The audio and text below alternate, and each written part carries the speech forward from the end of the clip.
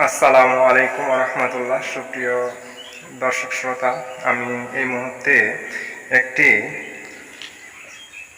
আখের পাশে আমবাগানের ভিতর সেই ডাঁড়ি যেটা বলি আমরা, ডাঁটা, অনেকেই কাঠুয়া নামে পরিচিত, এই কাঠুয়া আবাদি জমিতে আমরা কিন্তু এই মুহূর্তে একটি অবস্থান করছি। এখানে অনেকগুলো কাঠুয়া চাষ করা হচ্ছে আম বাগানের ভিতর। আপনারা দেখতে পাচ্ছেন যে আম গাছের নিচে কিন্তু কাঠুয়াগুলো চাষ হচ্ছে। এগুলো অনেকে দেখা গেল দাঁড়ি বলে, অনেকে ডাঁটা বলে।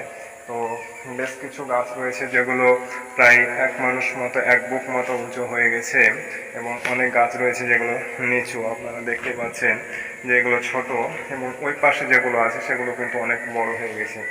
তো কাঠুয়া কিন্তু অনেক একটি সুস্বাদু একটি সবজি। এটা সাধারণত তরকারি হিসাবে খাওয়া হয়। এরপর এর পাতা কিন্তু শাক হিসাবে খাওয়া হয়। তো আমার কাছে খুব কাঠুয়া সবজিটা কিন্তু অনেক প্রিয় এবং অনেক ভালো লাগে। তারপরে এটা অনেক সময় গরু বা ছাগলের কে খাদ্য হিসাবেও ব্যবহার করা হয়। তো আপনারা দেখতে পাচ্ছেন যে কাঠুয়ার ফলন কিন্তু অনেক ভালো। এই পাতাগুলো কিন্তু অনেক ভালো আছে, মাটিতে রস ধরে আছে, মাটিটা শুকালে কিন্তু কাঠুয়াগুলো খেতে অনেক সুস্বাদু লাগবে। তো ধন্যবাদ, ভালো থাকবেন সবাই, সুস্থ থাকবেন। আল্লাহ হাফেজ। দেখা হবে এরকম অসংখ্য ভিডিওতে। ততক্ষণ পর্যন্ত আপনারা ভালো থাকবেন, সুস্থ থাকবেন। আল্লাহ হাফেজ।